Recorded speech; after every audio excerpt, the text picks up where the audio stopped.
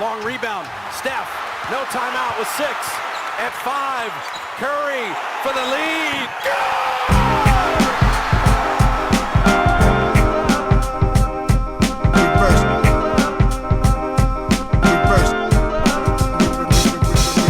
The game's a game. The game's a game. The game's a game. Always. Salut à toutes, salut à tous, on est ravis de vous retrouver pour ce nouvel épisode du podcast de l'équipe Rivers Basket Session. Avant qu'on commence avec le sujet d'aujourd'hui pour lequel je vais être rejoint par Shai Mamou et Antoine Pimel comme tous les lundis, je voulais vous préciser que je venais de recevoir le premier livre du crossover qui s'appelle La NBA c'est quoi. Je pense que vous connaissez forcément la chaîne YouTube du crossover ou leurs réseaux sociaux. C'est leur premier livre en auto-indépendant et c'est assez sympa. Voilà, ça s'appelle La NBA c'est quoi et en fait il y a 14 grands chapitres pour en apprendre plus sur le basket. Par exemple, c'est quoi le tir, c'est quoi la passe, le lay-up, le dunk, le tir à 3 points, le crossover, l'eurostep, le rebond, l'interception, le contre, la défense, le trash talk, le coaching ou être clutch. Mais c'est pas simplement des définitions, il y a une remise en contexte par rapport à la NBA, un peu d'histoire, beaucoup d'humour, c'est écrit de manière assez rafraîchissante. C'est un projet vraiment sympa avec de très belles illustrations. Voilà, je pense que si vous aimez Rivers, vous serez pas déçus par le côté graphique de ce livre, très bien édité. Je ne saurais trop vous le recommander. Voilà, la magnifique interception de Larry Bird. Je pense que les plus anciens d'entre vous sauront pourquoi c'est lui qui a été choisi pour cette illustration. Allez sur la chaîne YouTube du crossover ou sur leurs réseaux sociaux pour trouver toutes les informations nécessaires. Voilà, un livre vraiment très sympa. La NBA c'est quoi. Je leur remercie d'ailleurs de m'avoir envoyé cet exemplaire qui était accompagné d'une note très sympa. Donc merci à eux, merci au crossover. Autre petite info, vous avez dû le voir peut-être si vous étiez si vous attendez le dimanche pour regarder les épisodes de notre podcast Hoop Culture que j'anime avec Pierre-Armand Samama, vous avez pu remarquer malheureusement qu'hier on n'a pas pu vous proposer de podcast parce qu'on a eu des problèmes techniques un petit peu toute la semaine qui sont résolus fort heureusement, mais on vous a pas laissé tout seul, on vous a pas laissé en galère non plus puisque Shai a fait une interview vraiment super intéressante avec Sandrine Gruda, ancienne internationale, je sais même pas, elle est bientôt dans les records des plus capés, Shai, non, je me trompe pas. Alors ouais, c'est la meilleure marqueuse de l'histoire de l'équipe de France en tout cas.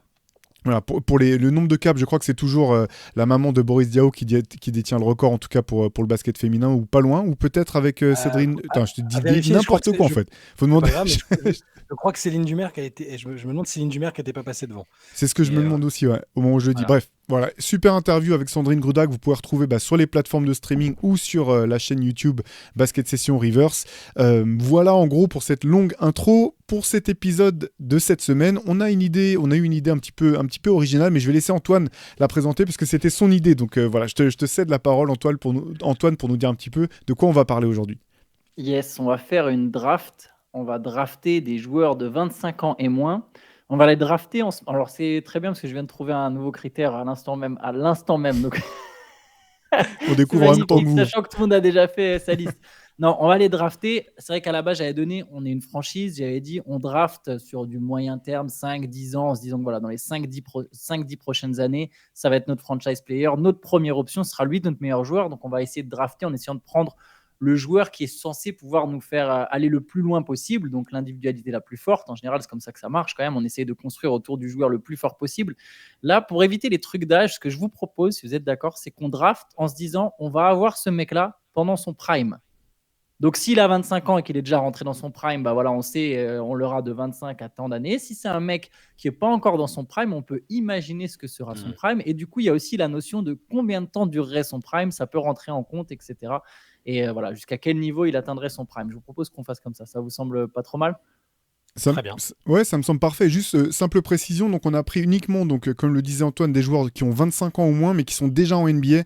Donc on n'a pas pris en compte les prospects à venir, que ce soit Cooper Flagg ou d'autres. C'est uniquement des joueurs qui sont déjà arrivés en NBA. C'est sur eux qu'on va établir notre top 15, parce qu'on va faire donc 5 tours de draft, 3 avec un choix chacun. Donc voilà, ça devrait donner à peu près au bout du compte le top 15 des joueurs de 25 ans et moins auxquels on croit le plus. Je tiens à préciser qu'on m'a refusé Benjamin Moubèche qui a 25 ans au moins, mais qui n'était pas éligible apparemment pour une raison qui m'échappe. Voilà.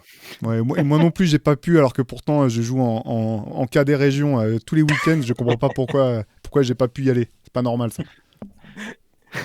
Allez, on va commencer tout de suite. Allez, on va repartir comme on a déjà fait ce principe de draft que je trouve assez sympa.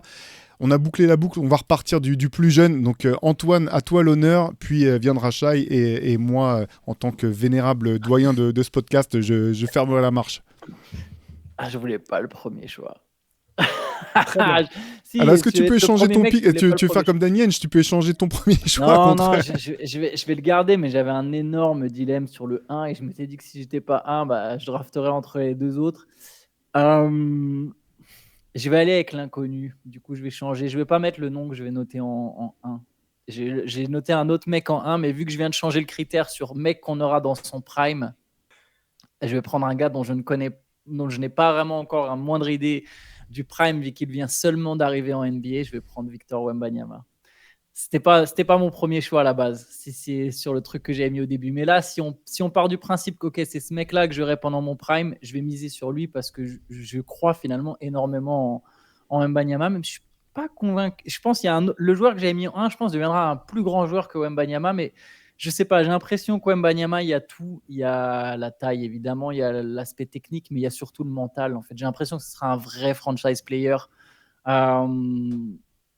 pense que la hype, en fait, elle est justifiée. Je dis pas qu'il deviendra le meilleur joueur de tous les temps, ça, j'y crois pas, parce que c'est des attentes complètement démesurées. Mais je pense qu'il y a un vrai potentiel de MVP chez Wembanyama et peut-être de multiples All-Star, multiples All-NBA, ça m'étonne pas, mais même de MVP et oui, de meilleur joueur qui mènera une équipe au titre, peut-être plusieurs titres. Et du coup, je vais partir sur Victor Wembanyama en 1.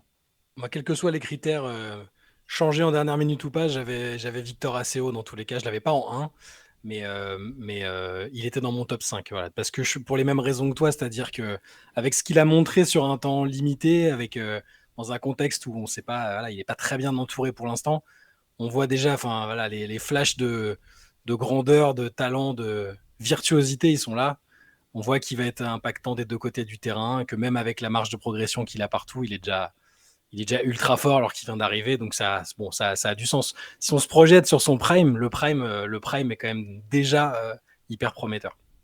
Ouais, ben, moi je l'avais aussi très haut, je l'avais dans mon top 3, donc un peu plus haut que Shai, je l'avais pas en premier effectivement, mais un petit peu comme toi Antoine, moi je pense effectivement que la hype est quand même assez justifiée. Je sais que les résultats ou l'absence de résultats de San Antonio font grincer quelques dents, son inconstance par moment, mais au bout du compte, quand on voit quand même non, pas seulement les performances finalement, mais aussi la courbe de progression en fait de Victor dans sa première saison, le fait qu'on a l'impression qu'il est déjà en train de s'adapter et de rebondir à ce moment, au moment où il devrait commencer à taper dans le mur des rookies en toute logique. Voilà, je pense que effectivement, c'est pas la hype est justifiée. Je pense qu'il va le prouver au fur et à mesure du temps, au fur et à mesure des années.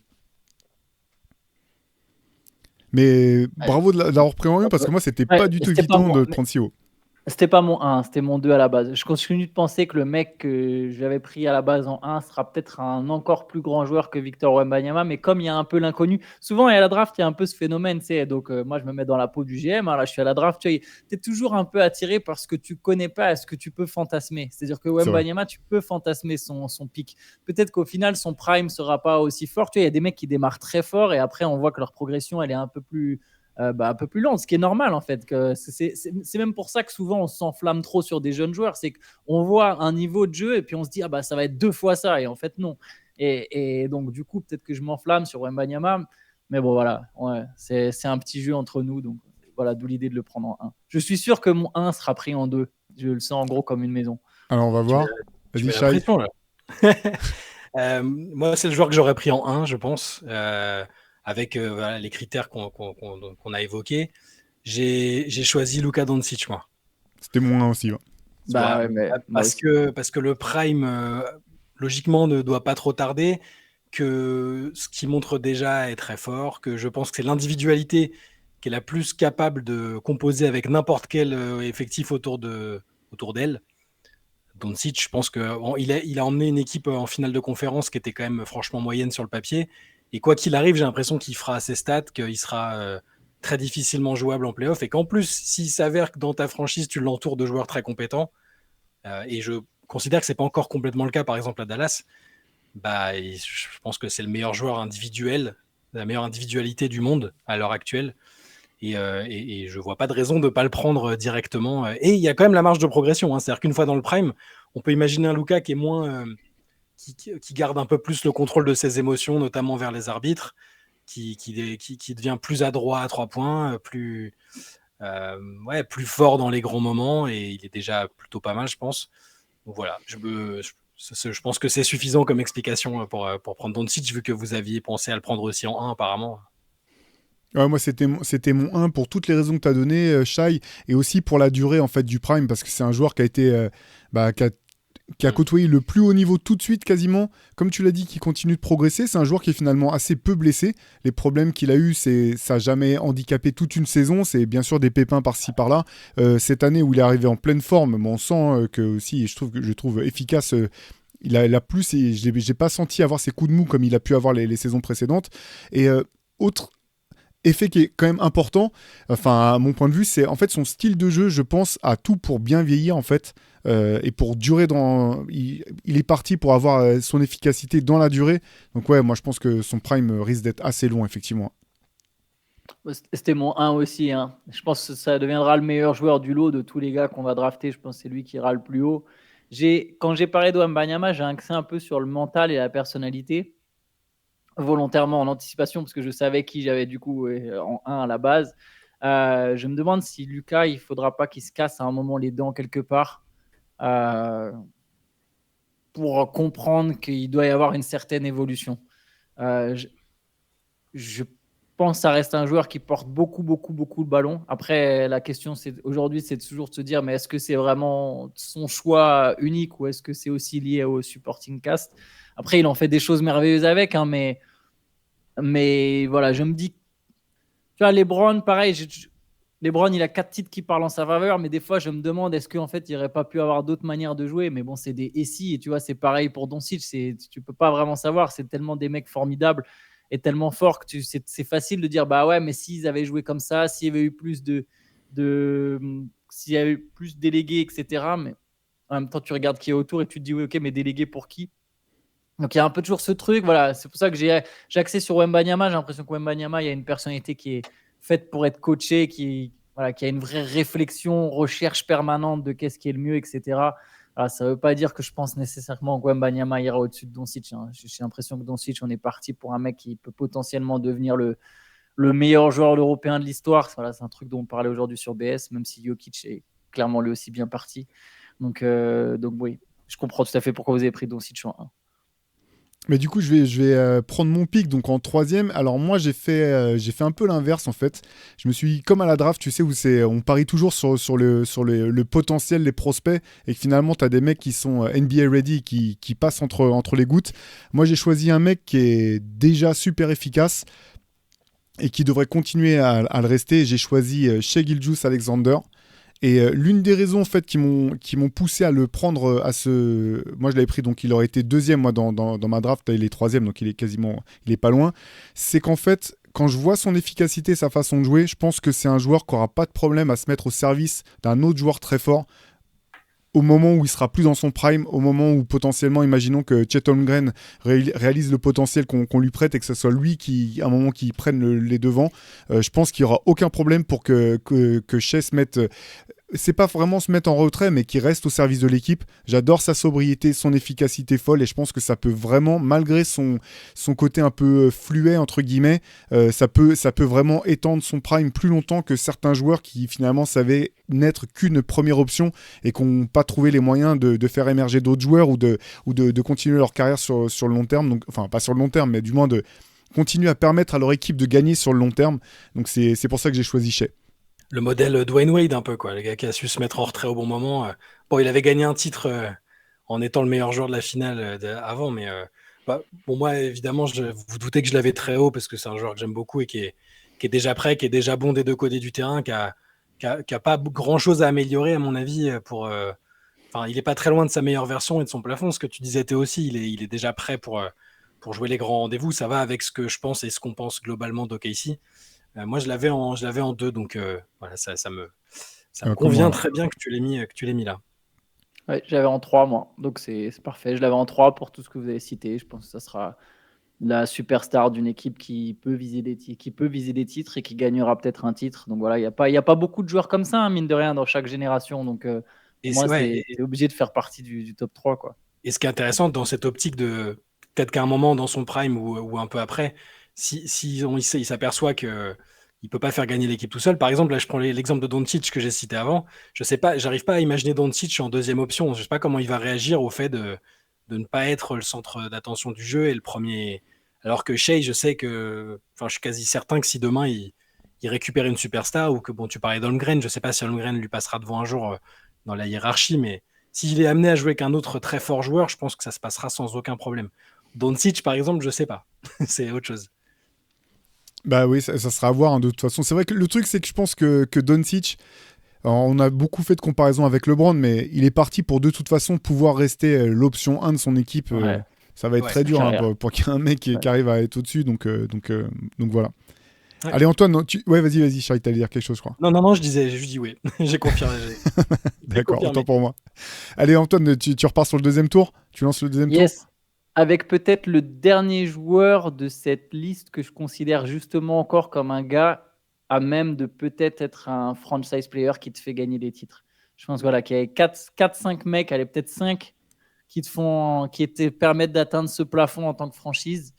Et encore, il ne l'a pas encore montré, mais il en passe proche à chaque fois. J'ai choisi Jason Tatum, qui a tout juste 25 ans. Il est bientôt plus éligible dans un mois. Il est un mois et quelques, il est plus éligible dans Stop. Donc, c'est presque un peu de la triche pour Tatum. Mais bon, après tout, il y a d'autres joueurs de 25 ans dans le truc, dont chez Gilgeous-Alexander.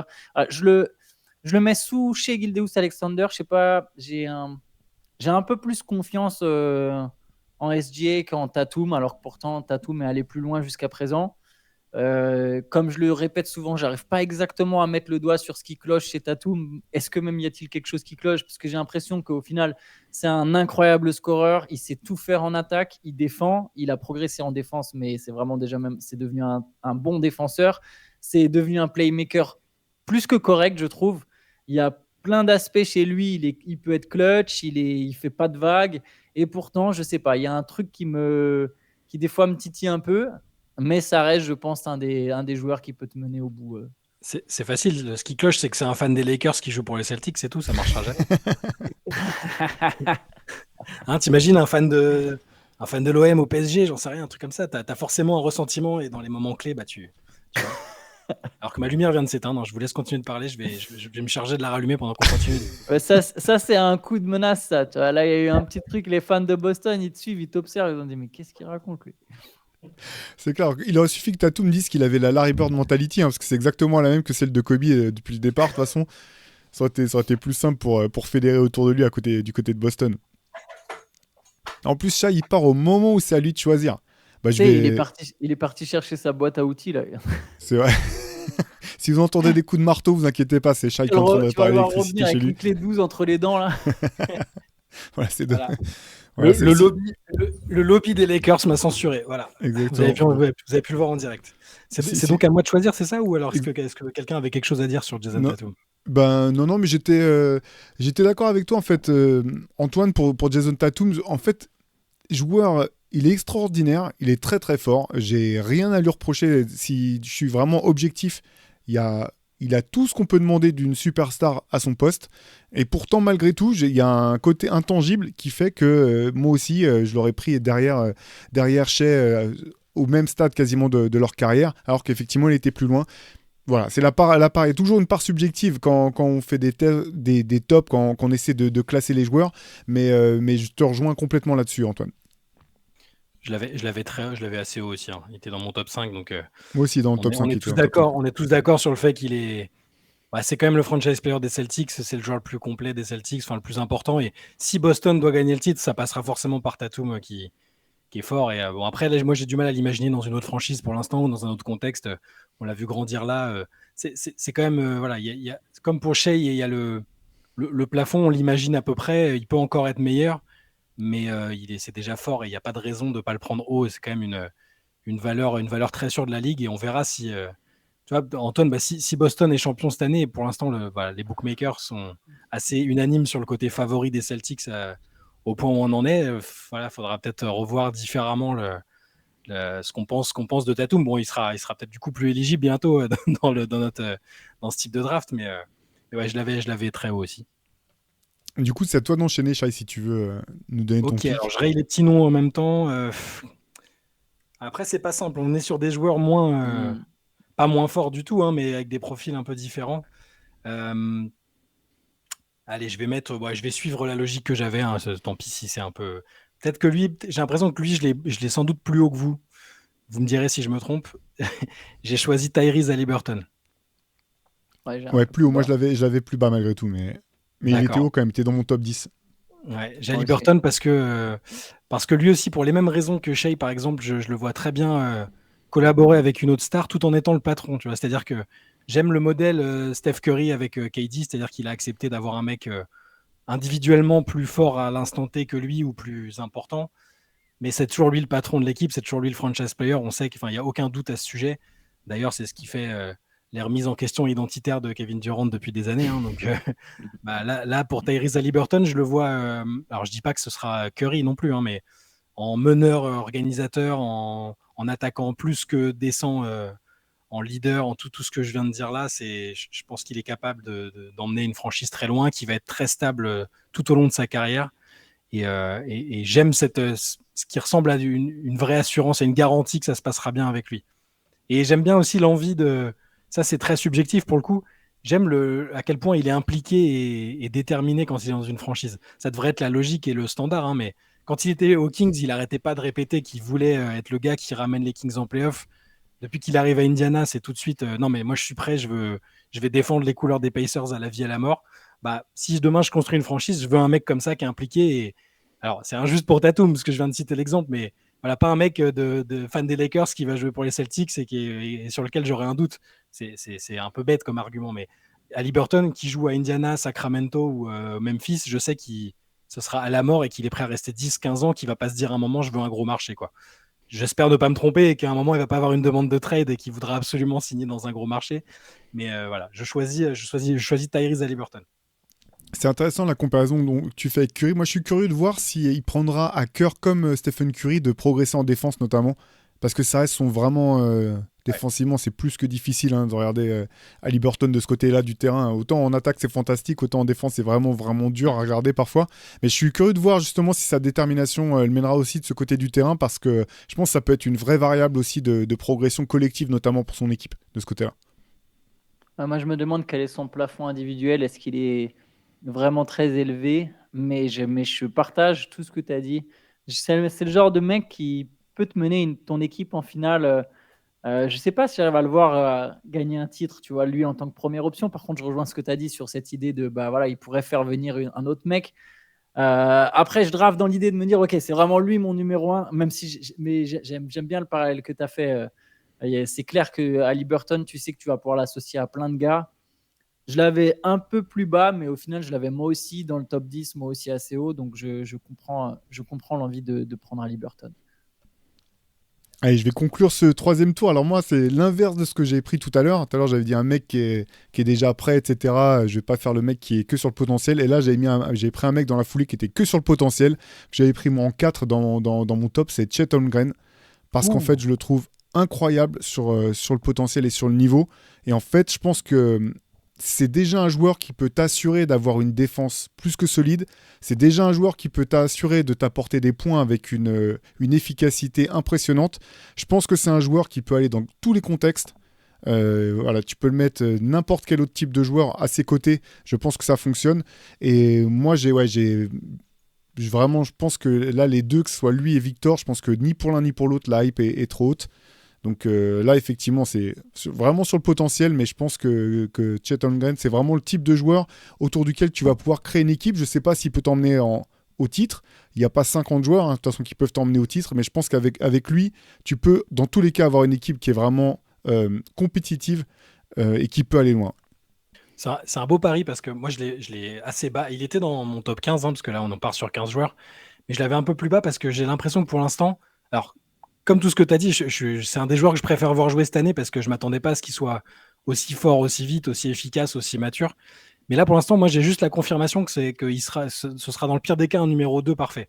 Ça, j'ai la certitude. Par contre, je ne sais pas si dans un contexte où il serait exposé à la pression d'un franchise player, je ne sais pas encore s'il est capable de le faire. Je ne sais pas si avec ce qu'il a montré, qui est énorme, mais qui est voilà, c'est comment dire, avec le fait qu'il est Shea, ça lui facilite tellement la vie que moi, je n'aurais pas été prêt à prendre le pari tout de suite aussi haut. Mais je l'entends parce que je suis fasciné par la façon dont il joue, l'efficacité. Il a le côté badass un peu, discrètement badass, quoi. Tu vois. Si, il y a du fuck you en lui. Hein. Voilà. Ouais, bien sûr. Discret, mais il est bien là quand même. Et ça peut. C'est ce qui est encourageant. Ça peut être amené à se développer et ça fait aussi les franchise players, ça. Donc, ouais. Moi, je l'avais plus bas. J'étais un peu frileux sur le pari à prendre en tant que numéro 1, mais je comprends. Comme Shai, j'ai en fin de top 15, ouais, après le top 10, un peu après le top 10. Mais j'aime bien le pari aussi. En fait, je me dis que Chet Holmgren, dans son prime, ça sera peut-être ce que Pau Gasol était pour Kobe Bryant aux Lakers. Et Pau Gasol, à cette époque-là, s'il n'avait pas joué aux Lakers, il aurait été une première option plus que crédible. Alors, pas d'une équipe qui joue le titre, je pense, effectivement, comme tu as dit Théo, mais quelque part, des mecs comme ça, il n'y en a pas 50 000. Et c'est vrai que si Pau Gasol ne vient pas aux Lakers, Kobe ne prend jamais 5 bagues, quoi. Donc, Chet Holmgren, ouais, je pense que ça va aller très, très haut dans son prime. Et je partage ce que tu as dit. Il te donne des garanties, des assurances défensives. Il trouvera une manière d'être efficace. Après, voilà, je rejoins Shai. Je ne le vois pas en numéro 1. Mais ouais, il y a un truc. Il y a vraiment un truc chez Chet. Tu sens que c'est un futur grand basketteur. C'est pour ça que ça aurait été intéressant de le voir dans une version, un scénario alternatif avec où il est dans le rôle de Wembanyama à San Antonio. Parce que là, quand on voit Wembanyama, même sur le temps de jeu réduit, et c'est ce qu'on a dit tout à l'heure, on sait quoi. On se dit que s'il n'y a pas de problème physique, il n'y a aucune raison qu'il ne se mette pas à être dans les joueurs les plus dominants de la ligue. Pour Holmgren, j'aurais aimé voir ce contexte-là. Tu vois. Faudrait qu'en NBA on puisse faire des prêts et qu'il y ait un échange Holmgren ou Wembanyama juste pour un an. Juste pour un an, tu vois. Juste l'an prochain, juste voir ce que ça donne. À la place d'Holmgren, j'échange pas du tout la situation. Tellement elle est bien, tellement c'est confortable, tu as moins de pression. Et pour lui, là, c'est un régal. C'est du velours. Cette saison rookie, entre guillemets, tu peux pas rêver mieux, je pense. Je fais un petit récap. Donc pour l'instant, on a 2 tours de draft. On a donc Victor Wembanyama, Luka Doncic, Shai Gilgeous-Alexander, Jason Tatum, Tyrese Haliburton et Chet Holmgren pour notre top 6. Pour l'instant, Antoine, tu nous envoies direct sur le 3e tour. Donc qui sera notre 7e choix de draft? Je sais tellement qui tu vas prendre en 7. Juste 2 secondes. Il y a 2 mecs du Thunder dans le top 6. Je pense que juste ça te donne... C'est de la faute de Théo, ça. Il y en a un 3e dans ma liste élargie. Et il y en a un 3e, moi aussi, dans ma liste élargie, qui, je pense, ne fera pas le cut du top 15, mais je l'avais aussi dans ma liste élargie. Bon, je pense qu'on peut le dire, c'était Jalen Williams. Ouais. Donc ouais, c'est très prometteur pour le Thunder. Bref, mon 7e choix, du coup, c'est Anthony Edwards. Voilà, je le savais. Je pense que c'est un mec que j'arrive pas à imaginer tout gagner, tu vois. J'arrive pas à me dire qu'à un moment tout va s'aligner dans le cerveau. Et c'est pas, j'insinue pas qu'il est débile, loin de là. Je le connais pas, je me permettrai pas. Mais il a un côté, un aspect de sa personnalité très détaché que je trouve est une très grande force et qui, je pense, sera à la fois aussi des fois une faiblesse. Par contre, c'est quand même un mec qui a l'air de vouloir bosser. C'est un mec qui progresse et c'est un mec déjà extrêmement doué, gâté en termes de qualité athlétique. Ça aide à faire la différence. J'ai l'impression que les 7 premières années de sa carrière, voire peut-être les 10 premières années de sa carrière, juste avec son corps, en fait, il sera déjà bon. Juste sa manière, voilà, sa vitesse et sa détente, etc., fait que ça sera au pire un joueur bon, tu vois. Maintenant, j'ai l'impression qu'il est en train de vraiment franchir un cap, que ça sera peut-être par moment un des 5 meilleurs joueurs de la ligue, genre en fin de top 5 dans son prime par moment. Je ne l'imagine pas en MVP. Je l'imagine peut-être pas vraiment à ce point, ou peut-être une année à la limite, et encore, il faudrait vraiment que ce soit une saison extraordinaire. Je ne suis pas sûr. Bref, tout ça pour dire que je ne suis pas sûr qu'il puisse aller jusque-là, mais c'est un joueur quand même vraiment sacrément talentueux. Et du coup, là, à ce stade de la draft, je le prends devant d'autres gars. Je me dis, bon, voilà, il peut quand même me faire... si pendant 10 ans, c'est Anthony Edwards, ma star, on va quand même avoir des années assez excitantes et qui sait, peut-être l'opportunité de jouer quelques finales ou de gagner un titre. éventuellement. Ouais, je l'avais là, moi aussi, hein. Je m'attendais à ce que tu le prennes là. Pareil. Au talent, c'est comme dans les vrais drafts, au bout d'un moment, quand il y a du talent disponible, tu prends le plus gros talent. Moi aussi, je me demande exactement quel joueur il va devenir, mais franchement, alors, MVP, tant qu'il y a des extraterrestres comme Jokic, et Embiid notamment, et même Doncic, enfin, avec la capacité de faire quasiment des triples-doubles de moyenne, je ne sais pas si Edwards il a le profil MVP. À l'ancienne, il aurait pu l'être sans problème, comme un Tatum par exemple. Mais ouais, bon, au talent, il n'y a pas. Au bout d'un moment, faut le prendre parce qu'il continue de progresser aussi sur plein d'aspects. Ouais, ça me semble bien. Ouais, je suis complètement d'accord avec ce que tu dis, hein, Shai, sur les aspects progression. Moi, c'est aussi un des éléments pour lesquels je l'ai mis à ce niveau-là. J'avoue que j'étais longtemps sceptique en fait sur Anthony Edwards, mais je suis convaincu là depuis 2 ans en gros. Vraiment, je trouve que sa capacité à être resté concentré dans le bordel qu'a semblé être les Wolves à un bon moment, alors pas cette saison hein, où tout fonctionne à merveille, c'est quand même une belle preuve de maturité. Et ouais, moi j'aime beaucoup sa progression, notamment défensivement. On a senti que voilà, il avait compris que maintenant c'était par là que ça passait pour gagner des matchs. Il s'est vraiment impliqué. Et quand on voit ses qualités athlétiques, il a tous les outils pour être un bon défenseur. Et même dans l'adresse à 3 points, au début c'était aussi le gros point d'interrogation. Ça progresse aussi. Ouais, moi je l'avais comme vous. Je l'avais à ce stade-là aussi dans ma draft. Shai, t'enchaînes du coup avec ton prochain pick. Ouais, j'hésite du coup parce que les noms se rayent au fur et à mesure.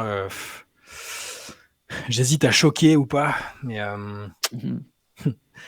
non, allez, je vais choisir alors, je pense que plein de gens ne seront pas d'accord à cause de l'actualité des derniers mois, mais je pense que ça reste il peut Grande encore, il peut encore remettre sa carrière sur de bons rails.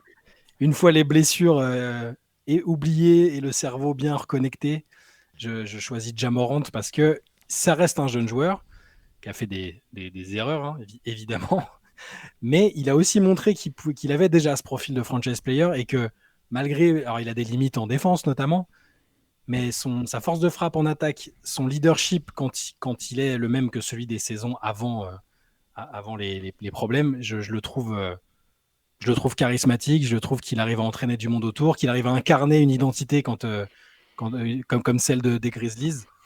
Et c'est peut-être parce que j'ai envie d'y croire de manière un peu poussée, enfin forcenée, histoire de dire que j'avais peut-être, parce que j'ai envie d'avoir raison et de me dire que Memphis peut encore faire quelque chose avec lui en franchise player. Par contre, la durée de vie est un peu limitée, c'est-à-dire que si d'ici un an ou deux, il n'arrive pas à redevenir ce leader-là, ce franchise player-là, bah mon choix sera mon choix sera très discutable après coup avec du recul. Mais Ja Morant en 8 pour moi. Bah, moi, il était pas loin d'être là dans mon top. Moi, je l'ai pris en 9, tu vois, dans ma liste. Mais de toute façon, sur les aspects purement basket, limite, il est bien plus bas que là où il aurait dû être. Par contre, voilà, quand tu drafts, tu sais que tu dois prendre aussi en compte un certain nombre de facteurs. Le fait qu'il ait manqué autant de matchs, moi, je trouve ça assez logique que ça puisse le pénaliser parce que tu dis que c'est pas forcément un mec sur qui tu vas pouvoir compter tout le temps. Et puis, il a quand même une proportion à être blessé. Cette saison le prouve encore. C'est un joueur, tout à l'heure je parlais des progrès à venir de Tyrese Haliburton en défense. Pour Ja Morant, c'est encore plus flagrant. Donc ouais, je pense que dans l'absolu, il aurait dû être plus haut et en même temps, tu vois, moi je l'avais pris comme toi quasiment, Shai. Donc ouais, je partage. Moi, je l'avais en 10. J'avais derrière Haliburton, derrière un autre meneur. Le truc, j'ai toujours eu des doutes sur son attitude depuis le début. Vraiment depuis le début. J'ai l'impression que ça sera toujours un énorme talent, mais j'ai du mal à vraiment me dire que je vais construire ma franchise autour de lui. Pourtant, ce qu'il a montré jusqu'à présent tend à montrer quand même que tend à prouver que tu peux. Ce qu'il a fait aux Grizzlies, c'était sur un petit espace, c'était quand même fort. Je reste toujours un peu sceptique sur Morant, honnêtement. Mais sur le talent, il y a pas beaucoup de mecs qui sont plus talentueux que lui, quoi. Disons qu'en fait, c'est presque par défaut les mecs que j'ai pris devant lui quand j'y réfléchis. C'est pas forcément des mecs plus talentueux. C'est des mecs sur qui j'ai moins de doutes sur qui ils seront en tant que joueur, en tant que basketteur. Des mecs qui n'ont pas encore un casier judiciaire, quoi. Ouais, après, il y en a un qui a des casseroles, mais c'est un pari. Ah, ok, j'ai compris. Ce que je trouve impressionnant Beaucoup quand même de pour casseroles. Morant, c'est que d'habitude, en fait, les joueurs avec ce profil-là, je trouve que c'est des joueurs qui te font pas forcément gagner. Et Ouais. ce qui le différencie de. La raison pour laquelle, quand même, je pense que c'est vraiment un très fort joueur, c'est que lui, il a montré que c'est un joueur qui te faisait gagner, quoi. Les les Grizzlies avec et sans lui, ils sont dans deux univers complètement différents, quoi. Ouais. Allez, j'enchaîne avec le mien. Alors, moi, j'ai à nouveau parié sur l'avenir. Un joueur dont je suis vraiment fan et dont je crois vraiment énormément au potentiel. J'ai pris Paolo Banchero du Orlando oui. Magic, que je trouve en avance sur tous les temps de passage, qui est encore dans l'apprentissage de ce qu'il peut faire et qui a un avantage énorme. Je trouve que de plus en plus, on voit l'importance que ça a dans la NBA moderne, c'est la taille en fait.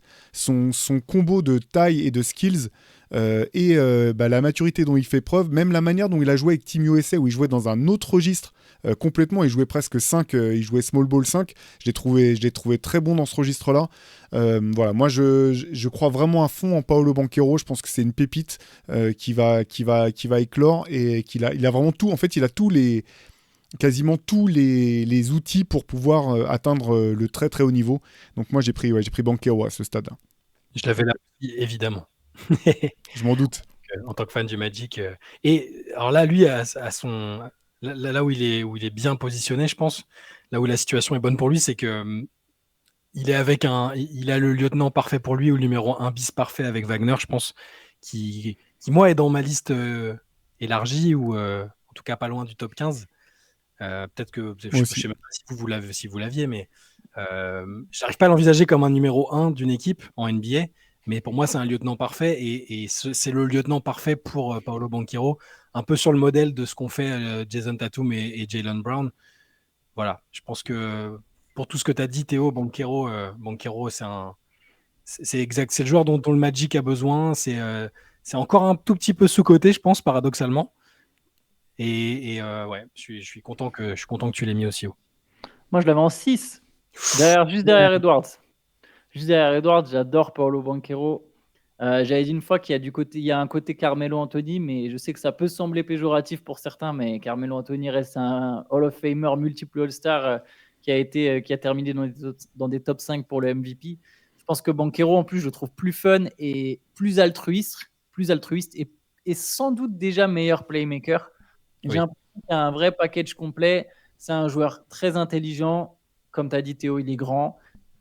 Il y avait un doute. Quand il est arrivé en NBA, on s'est demandé, mais est-ce qu'il n'est pas un peu le rôle du poste 4 qui n'existe plus trop? Tu sais, on ne sait pas trop dans quel. Tu sais, un peu les tweeners, tu ne sais pas vraiment où les faire jouer. Mais en fait, sa progression en termes d'adresse et son aisance balle en main fait que tu peux le faire jouer 3 sans aucun problème. Tu peux le faire jouer 4. C'est juste une vraie star, en fait. C'est une star. Il va marquer de plein de manières différentes. C'est devenu un bon shooter à 3 points. C'est un très bon shooter à mi-distance. Il sait se créer son tir. Il a tout d'une star. Je suis d'accord avec toi, Shai, sur Wagner. Wagner, je l'ai 16, je crois. Il faudrait que je recompte 16 ou 17 dans un truc élargi. Je l'avais 16, moi. J'avais 16. Il faudrait que je recompte, mais voilà, je l'ai dans ces eaux-là. Ouais, parce qu'on ne peut pas exclure que sa progression l'amène à être du niveau d'un numéro 1. Donc, ça peut être. Je pense que Wagner sera un All-Star, en fait, quand le Magic sera bien classé. Parce que je pense que c'est inévitable qu'à un moment, le Magic retrouve le top 4 de la conférence Est, justement sous la coupe de Banchero. Et à ce moment-là, je pense que Wagner, il sera peut-être All-Star aussi. Mais ouais, Paolo Banchero, rien à ajouter. Super joueur, je pense. Eh bien, parfait. Ça conclut donc notre 3e tour de draft. Allez, Antoine, c'est à ton tour à nouveau pour repartir sur l'avant-dernier tour. Allez, je vais faire un pari. Je vais prendre un joueur qui a beaucoup de casseroles. Petite blague avec la nourriture. C'est un pote de Ja Morant. C'est Zion Williamson. Je vais prendre Zion parce que, en fait, je continue aveuglement et peut-être bêtement de croire en Zion Williamson. On fait ce top un an en arrière, on le met sans doute dans le top 5 peut-être. Oui. Voire dans le top 3. Il y a un moment, on s'est vraiment dit que ça allait être un franchise player. J'ai un peu moins ce discours quand même. Parce que j'ai l'impression, mais je vais lui donner le bénéfice du doute. J'arrive pas à savoir si vraiment il s'épanouit au Pelican. Je suis désolé, les fans de New Orleans le prendront sans doute mal, etc. Mais je sais que c'est un truc qu'on répète depuis qu'il est arrivé là-bas. De toute façon, on essaye de le transférer ailleurs et ça peut sembler stupide par moment de vouloir absolument transférer un jeune joueur qui vient d'arriver dans une franchise. Mais il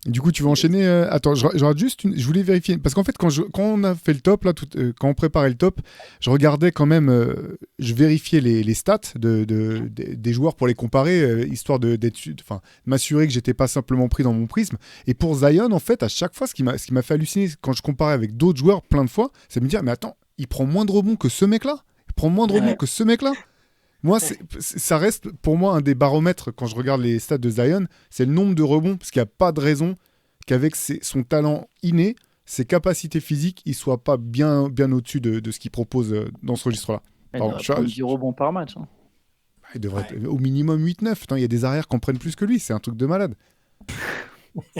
Bref, je referme la parenthèse. Shai, je te cède la parole pour ton choix. Ok, en 11e, je choisis. Alors pareil, je suis curieux de voir où vous l'avez mis parce que je me suis demandé ce que vous en penseriez, s'il serait peut-être même pas sûr qu'il serait dans votre top 15. J'ai quand même bon espoir que vous l'ayez mis. J'ai choisi Alperen Sengun de Houston. Je savais que tu avais Sengun. Tu savais que je voudrais faire le malin.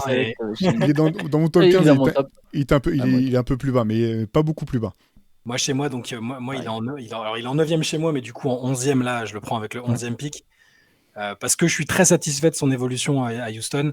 Il répond très bien au coaching un peu dur d'Ime Udoka. Donc lui, pour le coup, je pense que le travail qui lui est demandé, il le fait avec de bon cœur. Il reste très, très spontané et sympa en dehors. Donc il a l'air quand même épanoui et content de la situation dans laquelle il est.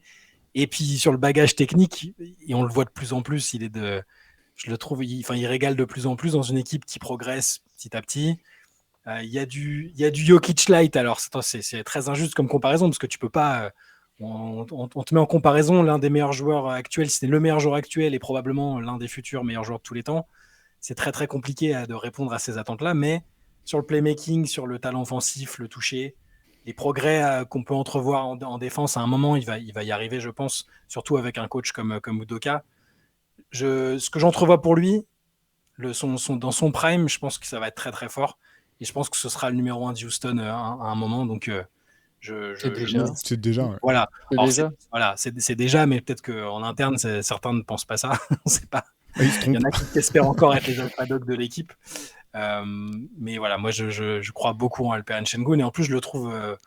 Je dis souvent que les joueurs sont attachants. Lui, je le trouve, il est rafraîchissant en dehors. Il est très, très disponible, très agréable. Tu sens qu'il est content d'être là. Et parfois, je mets ça en opposition avec Zion, qui est quelqu'un de timide et d'un peu. Réservé de base et qui a parfois du mal, notamment quand il est devant les médias. Alors c'est pas un prérequis pour être un joueur incroyable, hein, mais Sengun, il y a un package qui me plaît bien dans ce qu'il transmet, dans ce qu'il dégage, en plus du niveau génial qu'il est en train d'acquérir avec les Rockets. Moi, je l'ai en 11 dans ma liste aussi, du coup, au même choix que ce qu'on prend là, mais j'ai un mec qui n'a pas été pris encore, qui est devant lui. Qui sait, j'ai fait ma déduction pareil. Avec. Okay. Mais... Moi, je l'avais en 12 dans ma liste, donc juste derrière. Mais ouais, mais en tout cas, c'est un super joueur et ça fait plaisir en fait de voir qu'il grandit comme ça. Parce qu'au début, on s'était dit que c'était un peu, sur sa saison rookie, il y a des clips, tu peux en tirer plein de highlights, mais tu sais pas trop ce que ça va devenir. Est-ce qu'il va pouvoir jouer plus de 20 minutes? Est-ce que ça va vraiment défendre? Comment il va grandir? Jusqu'où il va aller? Et au final, oui, ça va devenir une star de cette ligue, un All-Star. Et après, là, on est dans un stade un peu ingrat parce qu'en fait, là, on draft des mecs qui, en fait, théoriquement, seraient plus des deuxièmes options si tu veux jouer vraiment le titre que des vraies premières options. C'est des premières options où tu fais les playoffs et plusieurs années de suite. Peut-être tu passes des fois un tour, des fois tu sors au premier. Je pense que c'est un peu comme ça que je vois Sengun en tant que star. Mais au final, les mecs qui vont être draftés autour, je pense que c'est un peu pareil pour la plupart. Donc c'est un peu spécial. Il faudrait se redemander. On aurait imaginé, Jokic il y a quelques années, comment est-ce qu'on l'aurait considéré quand Denver était dans un stade intermédiaire? Où est-ce qu'on l'aurait mis dans un classement comme ça, alors qu'aujourd'hui, c'est évident qu'il garantit aux Nuggets de jouer le titre tous les ans, tu vois. Donc, oui, c'est clair. Ce serait intéressant de revoir un peu ce qu'on disait de lui à l'époque. Non, mais j'adore Sengun, hein. Franchement, même quand les Rockets étaient au fond du trou, là, on en parlait tout le temps. C'était la seule raison quasiment de regarder les Rockets, c'était d'aller voir les. Il ne faisait pas jouer, il le faisait trop peu jouer parce qu'il leur faisait gagner trop de matchs. Mais moi, en fait, la peur que j'ai eue, c'était que les Rockets s'en rendent pas compte, en fait, et que ça lui fasse perdre du temps. Mm. Parce qu'on sait que si tu as été drafté dans les 3 premiers, tu peux être tradé, on va te remettre tout de suite dans le 5, on va te donner du temps de jeu tout de suite. Si tu as été drafté plus bas et que tu commences à être tradé, que tu tombes dans une équipe où ben, finalement ils t'ont fait venir, mais c'était parce qu'il y avait besoin de faire un deal et pas vraiment parce qu'ils ont identifié le joueur que tu étais, t'es pas sûr vraiment de pouvoir retrouver le terrain rapidement. Et moi, je suis ravi que les Rockets aient pas loupé le coche là-dessus et que lui ait pu ne pas perdre du temps dans sa progression et dans sa trajectoire. Et cette année, il fait une superbe saison.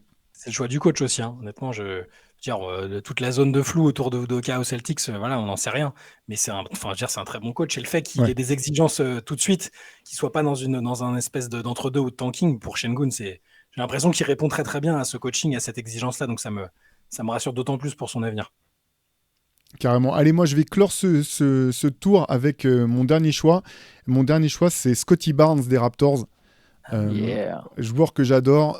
Un peu comme pour Banchero ou d'autres, il a la taille, il a le skill set, il a la progression, il a tout du joueur moderne par excellence. Pardon.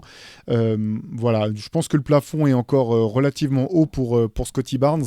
C'est intéressant ce qu'il montre cette année, dans une année qui est quand même complexe du côté des Raptors, avec pas mal d'incertitudes. Maintenant, il y a des trades, on sent qu'ils sont en train de se reconstruire.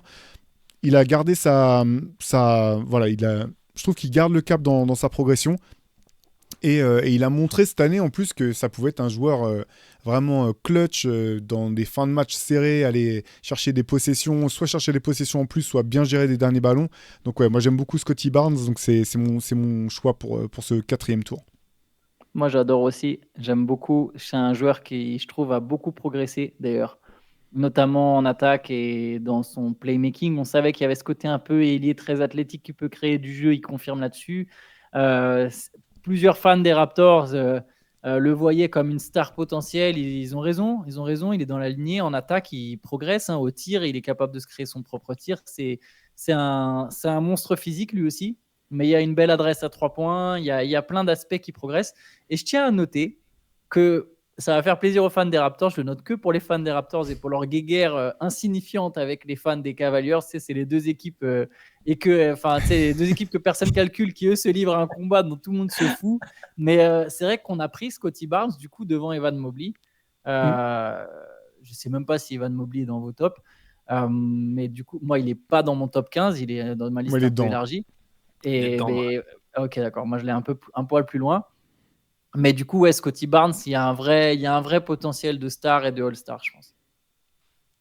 Ouais, carrément. Ben, je pense aussi, c'est vrai que on pourra parler d'Evan Mobley plus tard si jamais il fait le cut, mais dans notre top 15. Mais effectivement, je trouve que Scotty Barnes a plus confirmé en fait sa super saison rookie que Evan Mobley jusqu'à présent. Les contextes sont très différents, tant dans la manière de coacher que dans la stabilité de l'équipe et même dans le type d'objet, enfin dans les objectifs de leurs équipes respectives. Mais ouais, Scotty Barnes, vraiment cette année, je trouve que c'est fort quand même ce qu'il fait au milieu en pleine reconstruction de l'équipe. Arriver à progresser comme ça, soir après soir, monter sur ses points faibles, notamment l'adresse extérieure, le tir à 3 points dont tu parlais, Antoine. Je pense que c'est vraiment assez fort, quoi. Maintenant, on va commencer le dernier round. Attention, c'est là que ça va faire mal, parce que là, maintenant, il reste plus que 3 places pour notre top 15. Allez, Antoine, c'est à toi de lancer les choses. Je vais prendre un mec que j'avais en 9, mais peut-être surestime un poil. Il a 25 ans, mais c'est Trae Young en fait. Ouais. Je suis même allé revérifier son âge pour me dire vraiment personne l'a cité. Je trouve quand même. Alors, c'est spécial. C'est pas un joueur que j'aime particulièrement. Il peut y avoir un défaut d'efficacité avec Trae Young. Il peut y avoir un défaut défensif. Il y a pas mal de trucs, mais mine de rien, c'est quand même un mec qui a mené son équipe en finale de conférence. Il y a des mecs dans l'eau là qu'on a pris, ils mèneront peut-être jamais leur équipe en fait jusqu'ici à ce stade. Luka Doncic a toujours pas fait mieux au final que Trae Young. On parle souvent de la comparaison entre les deux. Alors je pense en termes des résultats collectifs, bien sûr que vous inquiétez pas, Doncic est un bien meilleur joueur et ils sont pas dans la même conférence. Encore une fois, mais ça en dit long sur l'Est. Mais voilà, Trae Young a quand même mené les Hawks. Et il n'y avait même pas Dejounte Murray à l'époque à côté de lui. Il a quand même mené les Hawks en finale de conf. Il a un côté très très clutch. Les Hawks ont des soucis et je pense qu'il est partie fautif des soucis qu'il y a à Atlanta, que ce soit dans son attitude, que ce soit dans son leadership, que ce soit dans sa défense, sa manière de jouer, etc. Mais ça reste un mec qui est un incroyable scoreur, un super shooter, un très bon passeur, un joueur très clutch. Je pense qu'il y a de la matière pour construire et surtout, je pense qu'en fait, ce gars-là, c'est des jeunes hommes et il est en train de devenir un homme. Tu vois, ça fait partie du truc. Tu mûris forcément avec l'âge. Je pense qu'il va y avoir quelques très belles années. Il n'aura pas le plus long prime du lot. C'est peut-être pour ça que peut-être 9, c'était un peu haut dans mon truc. Mais il aura, je pense, quand même 3-4 très, très belles années.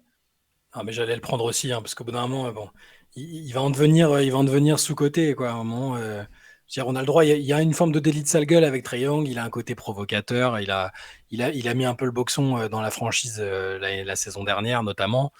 Mais sur le talent pur, quand même, là, même sur une saison décevante des Hawks, ça reste un tellement fort attaquant que c'est difficile. Et puis, tu as raison, cet accomplissement de les emmener en finale de conférence, qu'importe le scénario, qu'importe la route, il a quand même emmené cette équipe-là. Ça a été la surprise. Et je pense que là, on peut pas. Après, ça devient presque insultant s'il n'est pas dans le top 15 alors qu'il est dans la limite d'âge. Je veux dire, moi, il était un petit peu plus haut chez moi. Je l'avais devant un gars comme Scottie Barnes, par exemple.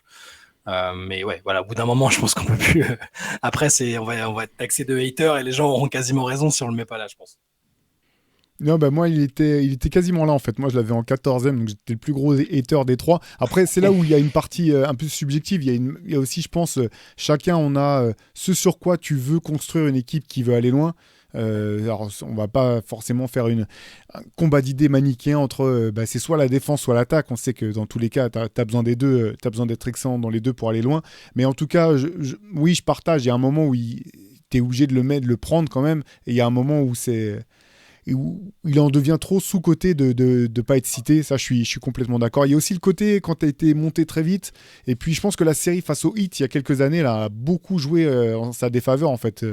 Ils se sont fait torpiller par Miami et qu'il a quasiment mis complètement sous les noirs. Ça a montré aussi que malgré le talent, je veux dire, la comparaison, elle est toujours avec Stephen Curry. Tout le monde n'est pas Stephen Curry, quoi. Personne, j'ai pas eu de défense encore qui avait fait à Stephen Curry ce qu'on a fait à Trae Young, sachant que voilà, on est d'accord, c'est pas les mêmes joueurs, mais oui, en tout cas le talent, il a montré des choses. Ça aurait été quand même anormal qu'il soit pas dans le top 15. Ouais. Bon, je vais utiliser mon dernier pick du coup. Alors c'est marrant, on parlait de Stephen Curry, on parlait d'un joueur qui a mis un peu de temps à vaincre des problèmes de cheville.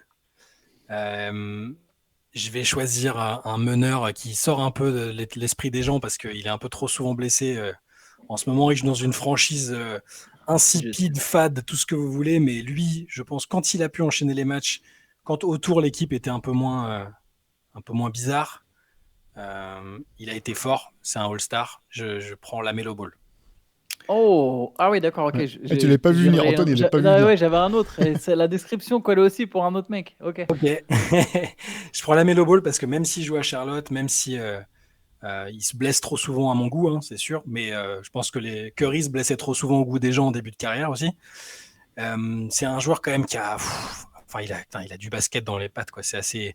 Là, la saison où il est All-Star, c'est-à-dire que c'est un vrai playmaker. Il est pas. Moi, je pensais que ce serait un joueur ultra perso vu comment il a été formé au lycée. Et au final, c'est un joueur quand même très, très, que je pense capable d'être très complet. Pas si catastrophique en défense. Je pense qu'il a les attributs pour être passable. Et en playmaking, scoring, je pense qu'en prenant de la maturité, c'est un joueur qui peut être le numéro 1 de ton équipe. Bon, surtout si c'est Charlotte, évidemment. Ils ont pas au niveau des perspectives, ils n'ont pas mieux que LaMelo Ball pour l'instant. Mais je pense qu'il faut pas l'oublier, ce garçon. Il était, moi, dans ma liste élargie. C'est vrai que, tu vois, pour LaMelo, la question moi, que je me pose, c'est pour revenir sur ce qu'on disait quand on parlait de Ja Morant, c'est que j'arrive pas forcément, pour l'instant, à voir en lui un joueur qui te fait gagner, en fait. Mais la situation de Charlotte est tellement dure. Je veux dire, on est tellement habitué à de la médiocrité de cette équipe depuis longtemps. Je veux pas manquer de respect aux équipes emmenées par Kemba Walker, qu'on fait les playoffs par-ci par-là, mais c'est dur de voir en fait ce qui appartient aux joueurs, ce qui appartient au reste de l'équipe et à la franchise et au club. Mais en tout cas, voilà, moi ça me semble légitime qu'il soit pris. Moi, je l'avais pas effectivement dans mon top 15. Il était juste en dehors, peut-être de manière honteuse, hein, peut-être probablement après des joueurs qui n'ont pas plus apporté que lui pour l'instant. Mais je comprends, en tout cas, je comprends ton choix, ouais, Shai. Tu pensais à qui, Antoine, du coup? Tu pensais que j'allais citer qui? Un mec de Philly, je non? sais... Non, un mec de Détroit. Ah, Quelqu'un T'es dans ma liste Cunningham, élargie. en fait. Je crois Ouais. que tu parlais comme meneur dans une équipe RCP. Je me suis dit, c'est Kate Cunningham. J'avais Kate Cunningham en 14, en fait. D'accord. C'est vrai que Mais ça peut marcher aussi. la Melo, seul truc qui me fait peur, j'ai aucun doute sur le fait qu'il deviendrait une star. C'est une star, il n'y a pas de souci. C'est même un All-Star, la Melo. Il a déjà été Ouais. All-Star. Mhm. Ouais. Je me demande combien de temps va durer son prime, lui. Que ce soit physiquement ou mentalement, je ne sais pas combien de temps ça va durer en NBA, en fait. Ça dépend s'il met sa ceinture ou pas quand il sort de la salle. Il y a ça. Ou s'il regarde même la lumière, la petite lumière là, qui indique normalement sur le truc si tu peux passer ou non. Généralement, Ouais. quand c'est rouge, c'est dire que tu peux pas y aller généralement. Mais bon. Non, il y a ça. Et ouais, je sais pas, il y a les frangins Ball ont l'air quand même tous sacrément bien usés physiquement. À 23 ans, tu as l'impression qu'ils en ont 40. Peut-être qu'à force d'avoir fait de la muscu depuis l'âge de 3 ans et demi, effectivement, il y a des conséquences inattendues sur la santé. Mais Attends, le mec, il a déjà joué et 7 lui, saisons en Lituanie. mais ouais, c'est ça. Ouais, j'allais dire, Lamelo Ball, il joue pro depuis qu'il a 15 ans, 14 ans. Hmm. C'est bon. Moi, je pense On verra. s'il arrive à régler les problèmes de cheville, après, si c'est complètement flingué à cause des chaussures Big Baller Brand et tout, là, ouais, ok, là, c'est pas rattrapable, mais franchement, quand il est là, il y a quelque chose, il se passe des choses et Ouais. ça rend. Tu te rends compte, il rend les Hornets regardables, vraiment. Hein. Et pas que Ouais. parce qu'il va faire des facéties avec la balle. Je veux dire, même, il arrive à créer quelque chose de décent à regarder autour de l'équipe. Donc, j'en conviens, c'est un peu un pari. Je pense que la preuve, c'est que vous deux, vous l'aviez pas. Vous l'aviez que dans une liste élargie. Ouais. Mais ouais, moi, je tire pas un trait sur la réussite de Lamelo comme numéro 1. En tout cas, c'est ce que l'autre fois on en parlait entre nous là dans notre groupe WhatsApp là, mais ça doit être un calvaire de défendre sur lui parce qu'il a un jeu qui est tellement atypique, tellement sur des contre-rythmes et des temps de jeu qui sont étonnants d'un point de vue limite d'un point de vue rythmique. Ça doit vraiment être un enfer de défendre sur lui. C'est très dur, je trouve, de comprendre en fait à quel moment il va déclencher ses actions, son timing. C'est vraiment un joueur à part au sens propre, je trouve. Ouais. Du coup, lourde responsabilité, c'est à moi de clore le top 15. Moi, il me restait 2 joueurs, en fait, parce que comme j'avais pas la Melo, tous les autres joueurs qu'on a cités étaient dans mon top. Mais effectivement, j'avais pas la Melo dans ma liste, c'était juste derrière. Allez, moi, je vais partir sur ce que j'avais noté, même si j'ai quand même je me pose quand même un cas de conscience, mais je vais prendre Evan Mobley et je vais vous dire avec quel joueur j'ai hésité à la fin. Je prends Evan Mobley sur le potentiel parce qu'en fait, alors c'est peut-être là à nouveau trop subjectif quelque part, mais je pense qu'il a vraiment tous les atouts pour pouvoir être un joueur d'impact. Comme il l'a montré déjà hein, notamment durant sa saison rookie avec Cleveland.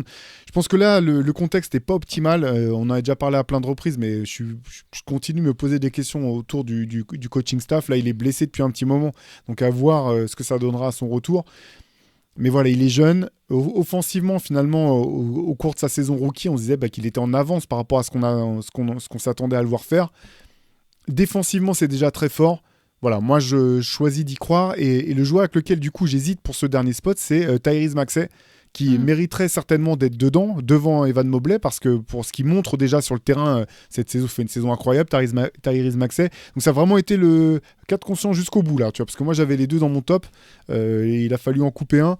Bon, j'ai choisi Evan Mobley, tu me redemandes demain, peut-être que je prends Maxey à la place, parce que Maxey, pour le coup, lui, c'est pas que sur le potentiel, on a vu ce qu'il pouvait faire dès cette année, quoi. Le plafond de Mobley est plus élevé, je pense quand même. Hein. Moi, je l'ai mis un peu bas, alors que c'est un joueur dans lequel j'ai beaucoup cru. Je suis de plus en plus sceptique sur sa capacité à être un numéro 1 vraiment d'une franchise. Par contre, c'est pareil, ça peut être un numéro 1 bis ou un 2 absolument parfait. C'est aussi un prérequis pour gagner des titres. Enfin, quand même, il faut avoir ce genre de joueur-là. Ça me rappelle la draft qu'on avait fait pour les lieutenants, par exemple. Je pense que si on faisait une draft prospective sur les lieutenants, je vois bien Evan Mobley. Oh, et il y aurait sans doute Tyrese Maxey aussi dedans. Hein. Ouais. Je l'ai mis borderline aussi parce que j'ai l'impression que c'est pareil, c'est peut-être juste de la question de sensibilité. Il est fantastique cette année. Il a répondu vraiment à toutes les attentes. Il est irréprochable. Hein. On lui a demandé de passer un step. Et là, je veux dire, il est front-runner pour être MIP quasiment. Et il va peut-être être All-Star. Il a de bonnes chances d'être All-Star remplaçant. Bah, c'est difficile de lui en demander plus. Mais je le vois quand même pas. Si je démarre une franchise demain, je le prends pas dans les 15, en fait, je pense. Pour moi, je le vois en numéro 2. Et c'est pour ça que j'ai pas pris un autre gars comme Wagner, que j'adore par-dessus tout. Hein, mais je le vois pas encore numéro 1. Et à la limite, je comprends ton choix. Il y a plus de chances pour moi que Mobley, avec ce qu'il a dans les pattes et le potentiel qu'il peut encore atteindre, devienne ce genre de joueur-là. C'est marrant, je prends Cunningham devant les deux. Mhm. J'ai pris Kate Parce Cunningham que t'aimes devant pas les deux. grands, toi. Dis-le. Avoue-le, Antoine, t'aimes pas les grands. Il est tout petit. Mais par contre, là où je suis d'accord, c'est vrai qu'entre Mobley et Maxi, je pense quand même que je prends Mobley au final. J'avais mis Maxi devant dans mon top, mais je suis d'accord que Mobley, il a un potentiel plus élevé. Le plafond est plus grand que Maxi. Je pense que Maxi, c'est un style très défini, quoi. On sait ce qu'il va faire. On sait déjà quel joueur il est, Tyrese Maxi, aujourd'hui, en fait. J'ai pas l'impression que... Tu vois, même ce que fait Donovan Mitchell, je suis pas sûr que Tyrese Maxi puisse le faire un jour. En tout cas, c'est son plafond max. Je pense qu'au max, c'est c'est un chaud, Donovan quoi. Mitchell. Ouais, au max, il est Donovan Mitchell d'aujourd'hui en plus. Oui. D'ailleurs, Mitchell, il a bien plus de 25 Il a ans. 27, il a 27 Il ans. est dessus, ouais. J'ai pas checké. Il a déjà 27 ans, Mitchell. Ouais, voilà. Je pense qu'au max, Maxi, c'est Mitchell aujourd'hui. Ça serait déjà beau. Hein. Je suis pas garanti qu'il y soit un jour. Tandis que Mobley, il y a encore un monde où tu te dis que ça va très haut. Mais ouais, Kate Cunningham, je vais lui donner un peu d'amour. Je pense qu'il est oublié parce qu'il a pas beaucoup joué. C'est pour ça que quand tu disais les blessures et équipe fade, et il a une équipe pas bonne. Et quelque part, il n'a pas complètement su élever le niveau des Pistons. Mais j'ai quand même l'impression que dans la série, il y a des moments où il s'est surdonné quand même pour essayer de mettre fin à cette série avec quelques gros matchs où tu vois que le mec, il joue. Je pense que Cunningham, il a vraiment besoin qu'il y ait du spacing autour pour qu'on voit toutes ses qualités, parce que c'est pas un mec qui tue son vis-à-vis en 1 contre 1 au niveau des qualités athlétiques. C'est pas non plus un excellent shooter, mais il a un mix de plein de trucs. Et pour le coup, du spacing, c'est exactement ce qui manque aux Pistons. Donc je pense qu'on n'a pas vraiment tout vu de lui, et pourtant ce qu'on voit, c'est déjà très prometteur. Je suis d'accord. Avant qu'on parte sur les choix élargis, je pense qu'il y a des mentions, des mecs qu'on peut mentionner. Je vais vous donner quand même le récap de ce top 15, notre top 15 à tous les trois. Donc ça donne Victor Wembanyama, Luka Doncic, Shai Gilgeous-Alexander, Jason Tatum, Tyrese Haliburton, Chet Holmgren, Anthony Edwards, Ja Morant en 8, Paolo Banchero en 9, Zion Williamson 10e, Alperen Sengun, Scotty Barnes, Trae Young, LaMelo Ball et Evan Mobley en 15. Au bout du compte, est-ce qu'il y en a, maintenant que vous avez notre classement, qui vous semble trop haut ou trop bas ? Est-ce qu'il y a des surprises de votre côté ? Bon, on a déjà dit au fur et à mesure ceux qu'on pensait peut-être un peu haut ou un peu bas, mais je réfléchis en mais je suis pas choqué, moi, par... Non, ce serait intéressant de voir ce que vont en penser les gens. Je pense qu'il y a des choix. Je pense par exemple sur le fait de mettre Morant encore dans le top 10, voire même dans le top 15. Je pense qu'il y a beaucoup de gens qui ont renoncé à Morant comme leader d'une équipe d'une équipe qui gagne. Et peut-être que pour Zion, c'est un peu pareil. Sinon, globalement, je pense que ça se tient plutôt bien. Hein. Honnêtement, il y a pas de. Peut-être que d'autres trouveront aussi Haliburton plus taillé comme un bis ou un 2, parce qu'il est quand même assez haut. Holmgren, nous, Antoine et moi, on l'avait mis plus bas, donc c'est un pari aussi que Théo a fait. Peut-être que les gens le trouveront aussi un peu haut, mais... Et quid de Wembanyama, du coup, c'est notre first pick quand même, Wembanyama. Je pense qu'ils vont nous traiter de chauvin. Mais bon, tout le monde est quand même d'accord, la hype, elle est justifiée, et sur le critère de prime un peu long et tout ça, bon, il y a quand même pas... C'est pas du chauvinisme, je pense. Disons qu'on aura la réponse plus tard pour Wembanyama, parce que autant, forcément, il a que 20 ans, Doncic et tout ça, ils sont plus proches, leur prime approche. Wembanyama, pour savoir exactement ce que sera son prime, il faut repasser dans 6-7 ans, quoi. Repasser dans la chaîne, en espérant que la chaîne existe toujours, etc. Ouais. Allez, je vous donne quand même quelques noms qu'on avait notés, qui étaient dans la liste élargie. Alors, tu as parlé de Kate Cunningham, Antoine. Effectivement, moi, j'attends d'en voir un peu plus quand même du côté de Détroit avec une un fonctionnement peut-être un peu plus rationnel pour avoir un avis. Je trouve que c'est dur parce qu'effectivement, les matchs où il tape 40 pions et tu dis son équipe elle gagne pas, c'est un peu. D'un côté, tu dis il est quand même fort et en même temps, tu dis ouais, mais même ça suffit pas à ce que son équipe gagne, c'est un peu dur. On a parlé de Franz Wagner, moi il était 16e, donc je l'avais juste en dehors du cut. Peut-être un peu haut, parce qu'à la fin, ils n'étaient pas vraiment classés, mes derniers, hein, pour être honnête. Mais Franz Wagner, c'est toi qu'on avait parlé, Shai, effectivement, je pense que. Orlando est bien parti avec Franz Wagner et Banchero, là, 2 joueurs de grande taille pour leur poste qui peuvent créer à tour de rôle, qui sont parfaitement complémentaires. C'est ce que toutes les équipes cherchent. Ça, je pense que c'est parfait pour Orlando. Je vous donne 3 autres noms et puis je vous laisse me donner ceux que vous aviez notés aussi dans vos listes. Parce qu'il est quand même dans la catégorie d'âge, moi j'ai mis Tyler Hero. Voilà, qui est au bout du compte plus jeune qu'on a tendance à penser ou à s'en souvenir. J'avais Jalen Williams d'OKC, l'arrière, là, parce que pareil, très jeune, toujours en progression. Je pense pas effectivement qu'il soit amené à devenir une option numéro 1. Par contre, en lieutenant ou en 3e option, je pense que c'est royal. Et en dernier, j'avais quand même Anthony Simons de Portland qui continue de progresser, qui est aussi lui aussi qui est encore relativement jeune. Donc voilà moi les joueurs que j'avais notés dont on n'avait pas eu l'occasion de parler jusqu'à présent.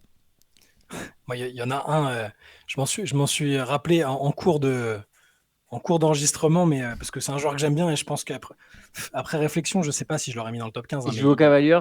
Il joue au Cleveland Cavaliers. Ouais. Darius Garland, il doit au moins être dans les mentions. Parce que c'est un All-Star. Il a beaucoup de talent. Il doit 23 ans. Il est dans la. Ah bah tu vois, honte à moi parce que je pensais qu'il était. J'ai regardé pourtant les âges de tout le monde et lui, j'étais sûr qu'il était au-dessus de la limite.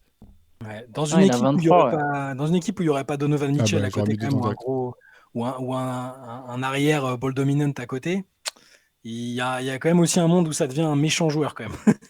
Donc là je vais le maintenir dans les mentions parce que c'est pas non plus. Je me dis pas ah ouais c'est sûr c'est un franchise player, mais en tout cas ça pareil ça peut être un des fameux lieutenants que j'arrête pas d'évoquer là, un très très bon numéro 1 bis ou 2. Ouais donc moi j'avais Darius Garland et je crois pas en regardant je crois que j'ai cité tous les joueurs que j'avais pas d'autres joueurs dans la liste élargie. On en a sans doute oublié hein, c'est ça le pire mais. Moi, j'en ai vraiment plus lointain, là. C'est vraiment le fin fond de... Mais non, mais... Est-ce que Jabari Smith, mais tu vois, ça va devenir des role-players, en fait. Tu vois, Jabari Smith Junior. Ouais, c'est dur. Ça, je pense que ça sera un role-player. Non, mais c'est des paris intéressants. C'est bien d'essayer de se projeter parce que dans l'exemple qu'on s'était donné avant de commencer, pour faire plaisir à Théo, on parlait de Jimmy Butler. Je veux dire, à l'époque, avant que Jimmy Butler devienne Jimmy Butler et que c'était un numéro 3, 4, enfin un joueur... il n'y a pas énormément de gens qui seraient dit ah lui c'est sûr ça devient un alpha dans la ligue, un tueur en playoff et il est dans les meilleurs classements possibles. Donc ça pourquoi pas rien ne nous dit que Jabari Smith va pas devenir un joueur de ce calibre là. C'est intéressant de prendre des paris aussi hein. Après il y a 2 scoreurs mais pareil c'était vraiment le fin fond de ma liste, c'est parce que vous avez cité tous les Garland, Jalen Williams etc. Il y a 2 scoreurs, il y a Jalen Green qui vit une saison très difficile et qui a une sélection de tirs catastrophique. J'y crois pas. Le problème, c'est que ce mec-là, s'il ne devient pas une star, ça peut être très compliqué, quoi. Ça peut être très compliqué pour lui. Et j'ai l'impression que les Rockets sont en train de se dire, bon, après tout, hein, pas l'air d'avoir vraiment besoin de lui. Je pense qu'il est très talentueux, mais c'est sur la personnalité, quoi. C'est All-Star ou Nick Young, en fait. C'est ça que tu dis. Ouais, c'est un peu ça. C'est ça, parce qu'il est programmé, il est un peu programmé, que ce soit par lui-même ou par les autres, pour être un peu une star. Il a eu des sponsors super tôt. Il a eu une grosse cote avec des mixtapes et compagnie. Je leur cite souvent cet exemple, mais on va dire quand il a été invité du podcast de Paul George, et que Paul George a dit ça doit être ton équipe, c'est toi, c'est ta team et tout. Bah, le gars, il entend que ça toute la journée. Il doit se dire bah ouais, ça doit être mon équipe. Même s'il y a un grand Turc qui joue comme Jokic dans mon équipe, bah c'est mon équipe. Et je suis d'accord, j'ai peur qu'il n'y ait pas d'entre-deux. Donc moi, j'y crois pas dans ce rôle-là. C'est le Ryan Cherky de la NBA. Tu n'auras pas la rêve du coup, Théo, mais il y a un peu ce côté-là. Un joueur très talentueux, mais au final, tu sens que ça ne va jamais vraiment passer le cap. Mais bref, il y a lui. Et sinon, comme autre scoreur, il y a Brandon Miller des Hornets. Il fait une très belle saison rookie. Personne n'en parle parce qu'il y a Wembanyama, parce qu'il y a Holmgren, parce que c'est les Hornets, mais il fait vraiment une très belle saison rookie. C'est un bon joueur. Après, voilà, il y a les histoires autour de lui te mettent à douter de lui en tant que personne, tu vois, de te dire non, mais attends, il n'a pas l'air d'avoir toutes les cases. C'est un jugement de valeur, en fait. Je suis le premier à faire, tu vois, mais il peut avoir un petit quelque chose. Après, je pense que ça sera. Au final, je ne suis pas certain que ce sera une star, quoi, mais il est vraiment pas mauvais. Et du coup, on n'a pas cité Scoot Anderson du tout. Ouais, Ouais, Ni bah, en- Ça, par on en contre, a j'avais pas vu oublié, assez. mais ouais. On n'a pas vu Ouais. assez. Bah ouais, c'est vrai. C'est pareil, on n'a pas dit, on va dire les Amen Thompson et compagnie, on ne sait pas. Ouais. C'est un peu tôt pour être sûr. Pour certains qu'on a cités, on a vu des choses qui peuvent nous amener à penser que. Ils sont Là, pas pour si jeunes l'instant, que ça, les frères Thompson. Ils sont Ils pas sont si pas jeunes si- que ça au bout du compte. Ah bon? Bah, je crois pas. Ils sont Héros. pas. Il me semble qu'ils ont un Rookie. an de plus que la plupart des. Ils étaient pas en Ils vont fêter leurs 21 ans. C'est ça. Tu Ouais. vois, ils sont par rapport à Ok, oui, ouais. Victor ou. Enfin, ils Ouais, sont jeunes, ok. mais c'est. Ouais. Ouais, C'est c'est pas au comme même s'ils stock. arrivaient en tant que presque sophomore ou junior de NCA, en fait. Ouais. Et ouais, ok. Enfin, C'est bien ça à reste mettre jeune, en mais ça perspective. Ouais, t'as l'est raison. pas tant que ça au bout du compte. Ouais. Euh, Ouais, bien vu. Bon, ben non, mais en fait, tu vois, même, c'est vrai que Darius Garland, alors pour le coup, gros mea culpa, hein, moi, j'avais pas percuté qu'il était de cette catégorie. Je pensais qu'il avait qu'il était un an trop vieux pour entrer dans la considération, mais je suis pas sûr que je l'aurais pris devant l'un des joueurs qu'on a pris dans notre top 15. Ouais. Par contre, effectivement, dans les mentions, alors qu'il a déjà été All-Star et qu'il y a des mecs de notre top 15 qui n'ont pas été All-Star encore, hein, ceci dit, mais. Ouais, Mais, bien sûr. mais intéressant, en tout cas, n'hésitez pas à nous dire ce que vous pensez, vous, de ce top 15 ou même de l'ordre dans lequel les joueurs ont été pris. Nous, comme je vous le disais, vous pouvez retrouver l'interview de Sandrine Gruda faite par Shai. Elle est toujours disponible sur la chaîne YouTube et sur les plateformes de streaming. Cette semaine, vous connaissez CQFR tous les jours, Let's Session le mardi, Moop Deep le samedi, Hoop Culture le dimanche. N'oubliez pas d'envoyer vos questions à cqfr.rivers@gmail.com si vous voulez qu'on réponde à vos questions dans le CQFR du samedi. Et nous, on vous dit dans tous les cas, à très vite. Ciao. Yes. Ciao.